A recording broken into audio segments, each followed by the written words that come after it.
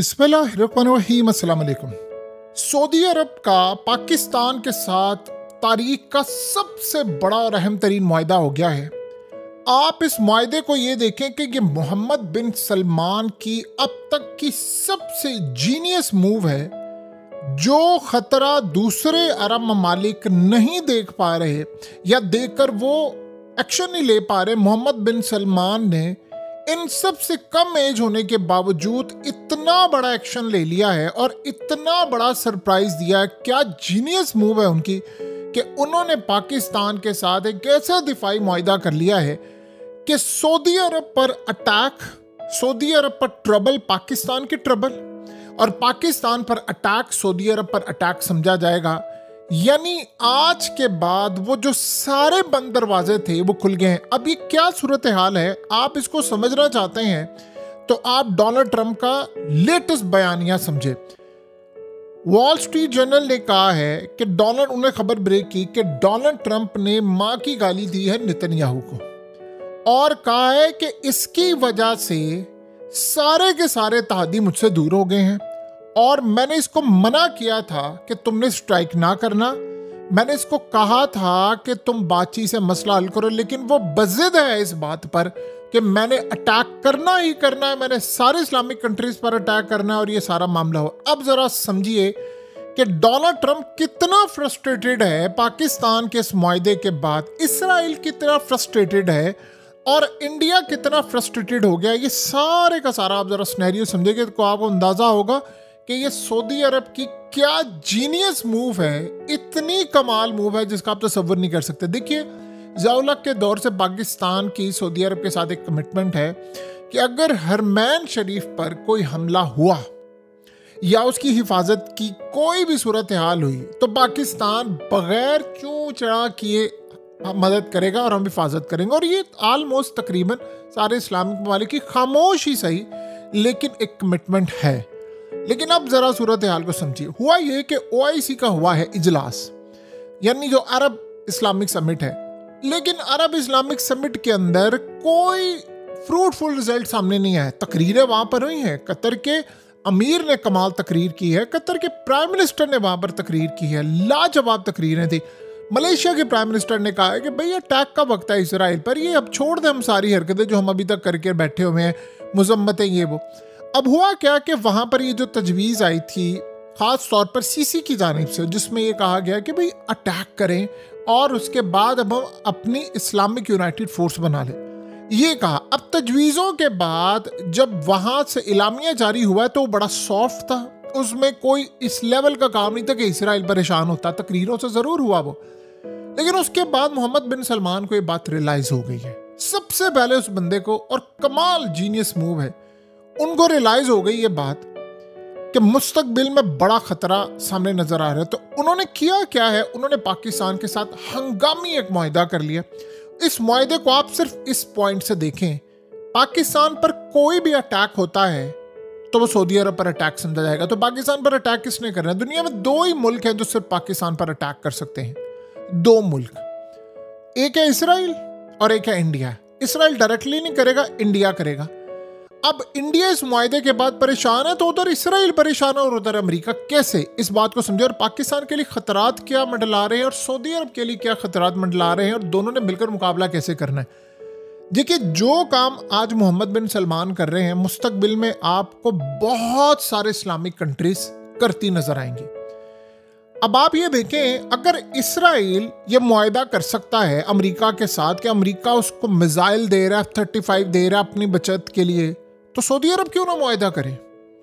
ये काम तो होना चाहिए था कि सारे इस्लामिक ममालिक अपनी एक फौज और एयरफोर्स बनाकर भाई अपनी जिम्मेदारियां निभाएं। आप देखें, इसराइल के साथ सारा यूरोप खड़ा हुआ है, अमेरिका खड़ा हुआ है, उसके साथ कई इस्लामिक कंट्रीज भी खड़ी हैं। तो सऊदी अरब क्यों ना करे मुआहदा, क्यों ना अपनी हिफाजत करें। उन्होंने अमेरिका के साथ, देखिए जब से कतर पर हमला हुआ है सबको पता चल गया अमेरिका पर रिलाई नहीं किया जा सकता, क्योंकि अमेरिका की मर्जी से हुआ है। आपको पता है अमेरिकी मीडिया ने बात कह दी है कि 51 मिनट पहले हमले से पहले ट्रंप ने बातचीत की थी नेतन्याहू से और उसके बाद ये हमला हुआ। तो सऊदी अरब क्यों ना ये मुआहदा करे। उनको पता चल गया ना, अमेरिका को सिक्योरिटी दी है, कतर ने दी है, सारे ममालिक ने दी है, लेकिन जब इजराइल हमला करेगा तो ये एक्टिवेट नहीं होंगे। अब इस मुआहदे के तहत दो चीजें सबसे अहम है, वो ये है कि देखिए सऊदी अरब के पास अब पैसा है। हम अगर ये समझ रहे हैं कि मईशत, इस मईशत को आप जरा साइड पर रखें, ये डिफेंस का मुआहदा है। इसमें फायदा क्या होने वाला है पाकिस्तान का? देखिए बहुत सारी चीजें हम नहीं खरीद सकते, हमारे पास पैसे नहीं है। अब सऊदी अरब को ये पता है कि पाकिस्तान अगर दिफा में आगे जाता है तो अल्टीमेटली सऊदी अरब का फायदा है। हम अगर कोई तैयारा खरीदते हैं, हम अगर कोई तैयारा बनाते हैं, हम अगर कोई मिसाइल बनाते हैं, लेते हैं, डिफेंस है, तो उसका अल्टीमेटली फायदा होगा सऊदी अरब को। और आप ये सोचें कि सऊदी अरब अब ये चाहेगा कि पाकिस्तान दिफा में ज्यादा से ज्यादा स्ट्रांग हो ताकि हम मुकाबला कर सके इसराइल का।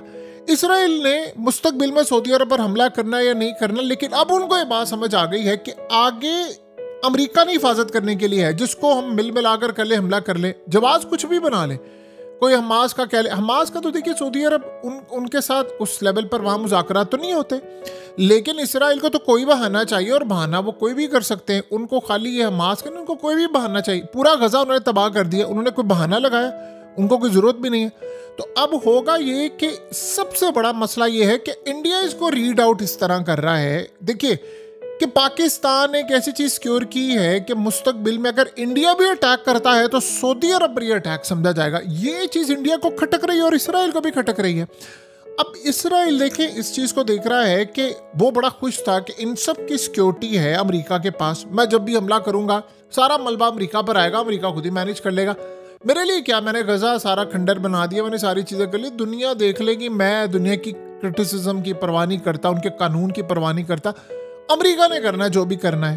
तो इस सूरत हाल में अब आज ट्रम्प को पैगाम चला गया कि तुम पर रिलाई नहीं कर रहे, हमारे पास अगला पार्टनर। अब ये सारी इस्लामिक कंट्रीज को ये करना पड़ेगा, आपको इत्तेहाद बनाने पड़ेंगे, क्योंकि इसराइल तो अब किसी को नहीं छोड़ने वाला, वो एक एटमी ताकत है और एटमी ताकत का मुकाबला एटमी ताकत से ही किया जा सकता है। अब सूरत हाल ये है कि इंडिया सोच समझकर पाकिस्तान पर अटैक करेगा, क्योंकि अगर ये अटैक होता है तो सऊदी अरब इसको अपने ऊपर अटैक कंसीडर करेगा। देखिए मोहम्मद बिन सलमान की जीनियस मूव कैसे है, उन्होंने पहले यमन वाला महाज खत्म किया, ईरान से उन्होंने की है दोस्ती, अब उनको किससे खतरा है? किसी से खतरा नहीं है। सो लिहाजा अब उनको खतरा सिर्फ एक चीज से, और वो इसराइल है, और इसराइल का मुकाबला करने के लिए उन्होंने पाकिस्तान को मैदान में उतार दिया, और कमाल जीनियस मूव है। पहले उन्होंने खास तौर पर ईरान के प्रेसिडेंट से बातचीत की, ईरान के लीडरों से बातचीत की, उनसे अपने मामला क्लियर किए, और उसके बाद उन्होंने पाकिस्तान को मैदान में उतारा है। अब इसराइल अगर स्ट्राइक करता है और पाकिस्तान का वहाँ दिफा लगा हुआ है, सिस्टम है, सारी चीज़ें हैं, हम ट्रैक करते हैं, तो हम इसराइल के तैयारे मार गिराएंगे। जाहिर सी बात, हमने तैयारे मार गिराने, तो हमने और क्या करना है? इसराइल इसको बड़ा खतरा देख रहा है। देखिए इसराइल ने इंडिया के थ्रू अटैक करवाया था, अब इंडिया क्या देख रहा है? ट्रम्प को तो ये बात समझ आ गई है ना कि मेरे हाथ से एक एक करके तहदी सारे निकल रहे हैं, लेकिन सबसे ज्यादा परेशानी की बात जो इस वक्त इंडिया को लाहक है कि वो तो ऑपरेशन सिंदूर की तैयारी करके बैठा हुआ है। अब वो अटैक करेगा तो ये अटैक सऊदी अरब पर भी अटैक समझा जाएगा। तो अब उसको पता है कि सऊदी अरब का जो लेवल है वो क्या है।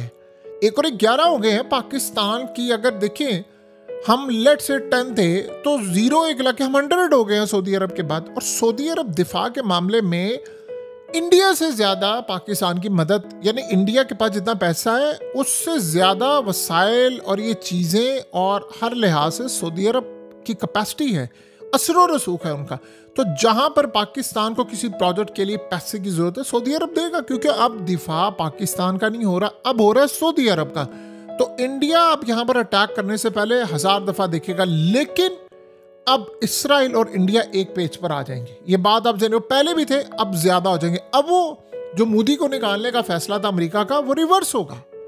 अब ये क्या चाह रहे हैं कि अब ये हर सूरत चाह रहे हैं कि ये अटैक हो, इंडिया अब ज्यादा लड़ाई करे। लेकिन इंडिया को ये भी देखना है कि उधर सऊदी अरब ने एक मुआहदा कर लिया है, तो इसका मतलब उनके सऊदी अरब के साथ भी ताल्लुकात खराब होंगे। सो लिहाजा ये एक एब्सोल्युटली जीनियस मूव थी, इससे पाकिस्तान के लिए बड़े फायदे हैं दिफा के लिहाज से।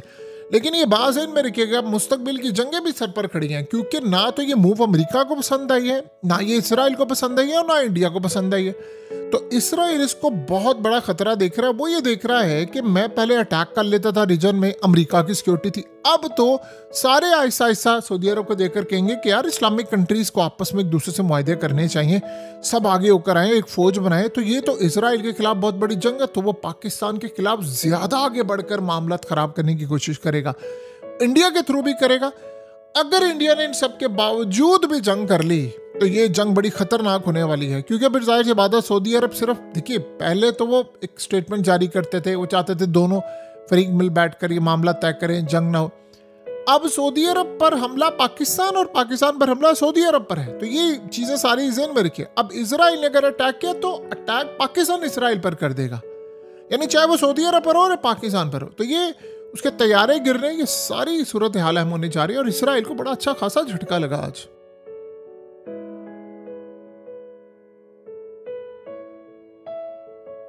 हकीकत टीवी को सब्सक्राइब करना मत भूलें, वीडियो को लाइक करें, शेयर करें और कमेंट सेक्शन में अपनी राय का इजहार जरूर करें।